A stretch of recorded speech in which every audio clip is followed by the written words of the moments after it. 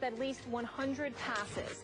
The cover of the Pittsburgh Tribune featuring Big Ben, the Big Hurt. Pittsburgh still got the win in St. Louis, 12-6. They are now 2-1. So here's the Steelers' schedule over the next 8 weeks. Yes, that's what I was looking for. Ravens, I have it right here for you. At Chargers, versus Cardinals, at Chiefs, versus the Bengals, Raiders, Browns, and then a bye. Can the Steelers make the playoffs with Ben out 4 to 6 weeks, Stephen A? And I'll give you this. They can. Thank you so much. Yep. They can, Skip Bayless, but they're in trouble. Here's why. Cincinnati is running away in the regular season. That was a spectacular performance by A.J. Green yesterday. We know this. Andy Dalton was pretty good. Andy Dalton was pretty good, and Flacco and those boys weren't able to finish the deal. He just doesn't have enough weapons, even though that bad man Steve Smith did show up. He was bad yesterday in a very good way.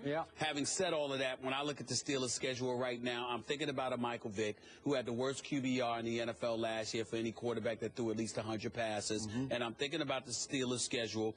You got a desperate Ravens team who's on the brink if their season is not over already. I'm not sold on the Chargers, but that is on the road as opposed to at home. Then you've got the Cardinals, who may be some folks' Super Bowl pick, to be quite honest with you, because they're that big time. Especially with Carson Palmer as your quarterback. I think their record is now 16 or 17-2 when he's a starter in the Bruce era.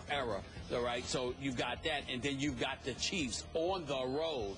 So over those next 4 games, I anticipate that the Steelers will lose at least 2 of those games. Since it's 2 of those games, and they're, 2-1 right now, they would be 4-3 heading into Week 8. And that is where my concern lies, because I think by that time, it's entirely plausible that the Cincinnati Bengals can end up being at the very least 6-2 at that juncture. And I don't know if the wild card is going to be able to come out of the AFC North. I'm still not losing my hopes about the Steelers making the playoffs, but my prospects of them winning the division has drastically diminished simply because of Michael Vick. Even though Michael Vick, I still believe in him compared to at least 10 other starting quarterbacks in the NFL.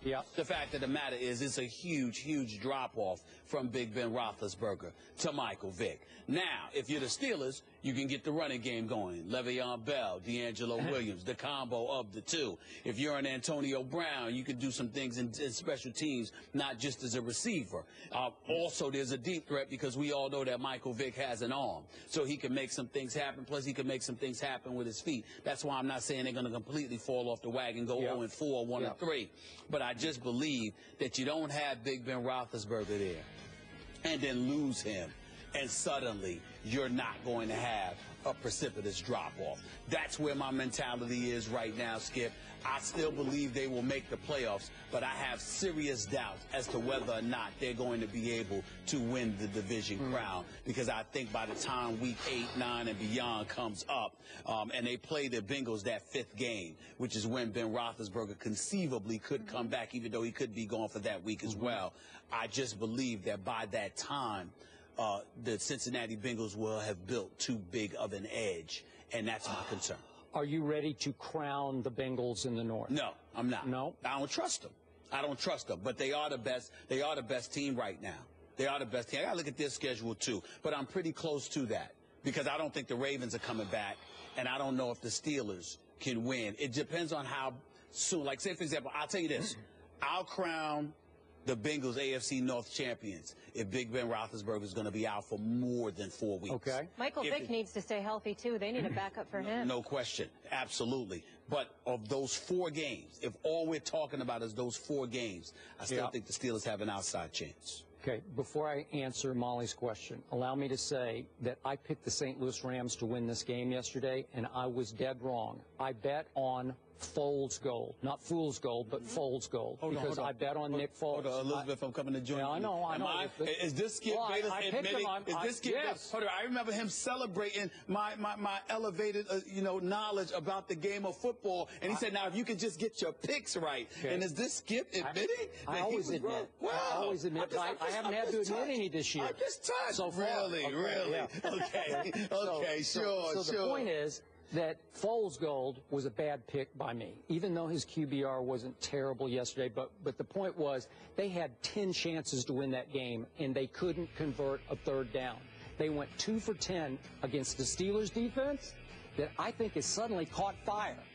Remember the debacle in the preseason against Buffalo when they got wiped off the map by the Buffalo Bills? It actually said more about here come the Bills than there go the Steelers defenders, because they played great yesterday. 2 for 10 on third down. It's at St. Louis. I know they don't draw very well, but the crowd they did have is you'd think it'd be in their corner. I guess it wasn't, and you lose 12-6, and you have 10 chances to pull that game out.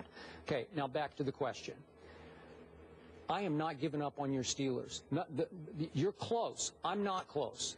And it was heartwarming to me that there is one man and only one man who gave Michael Vick a job, because I don't think he'd be in football except for Mike Tomlin. Am I right about that? Absolutely right. Okay, so I love that, because I know we've been through all the dog stuff. I don't want to start in that. But I love what Michael Vick has made himself into as a man and a football player, even though he has taken a horrendous beating, as you keep pointing out what you're lying about. That's right. Got hit in the ribs and grabbed his head. Okay, because he's had head injuries right and left. Right. Okay, but if you give Mike Tomlin a few days, and obviously they're playing on a very short week, to try to install some things that Michael can still do at this advanced age with all of his cumulative injuries that he suffered, I think they're going to be okay. And I also believe that Ben Roethlisberger, remember his motorcycle accident, how fast he came back from that?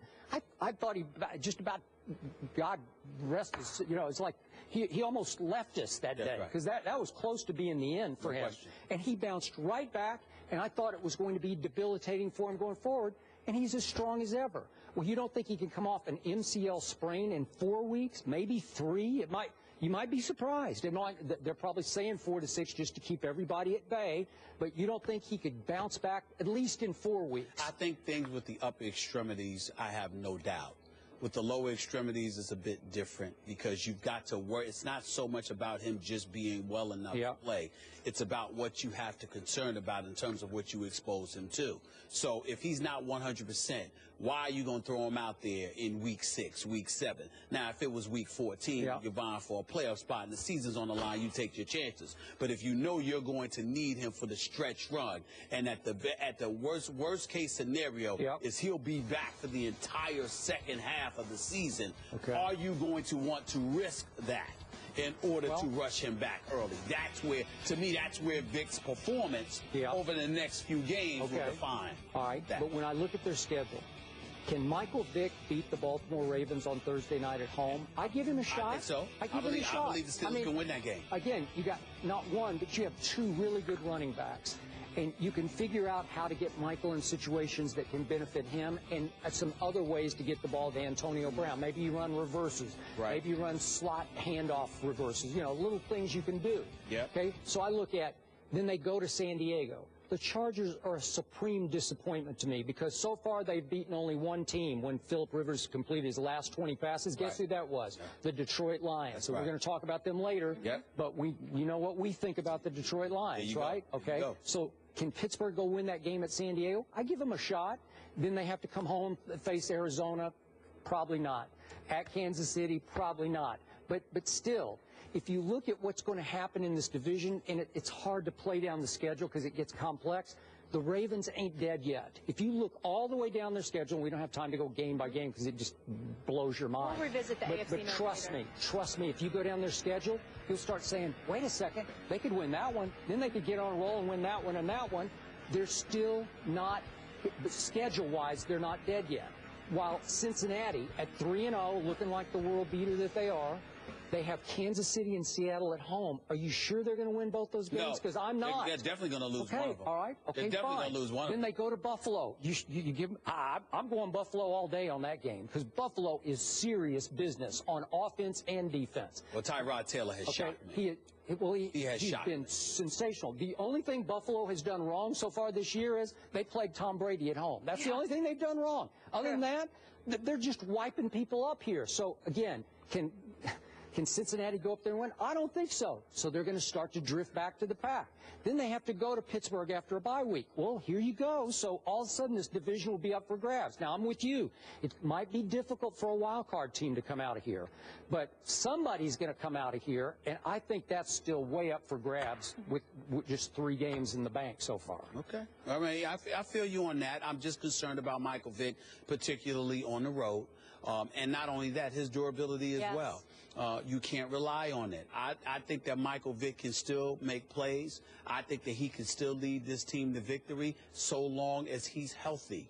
And by the way, protects the ball, because that was one of the things he didn't do yesterday either. I know. You know, so we got to watch out for that. He's got to do those 2 things: stay healthy and protect the ball. Don't turn the ball over. And I think if he's able to do that, that's fine. But when you bring up these teams, you know, obviously to a lesser degree the Ravens, because I think all they have is Steve Smith to throw the ball to. But you got Phillip Rivers back there flinging the ball in San Diego. I'm looking at the Chiefs. They are not a joke. Even though I don't expect their wide receivers to catch touchdown passes, it doesn't mean Kelsey and Macklin and the boys can't do some damage, you know, in Kansas City's passing game. And then, of course, there's Arizona, who is a team that none of us can sleep on. And we all know that the Steelers, even though their defense stepped up yesterday, their secondary is suspect. It's just that St. Louis's offense is suspect. And as a result of that, that's why the game ended up being the way that it was yesterday. So, again, the opponents you take into consideration, I get that point.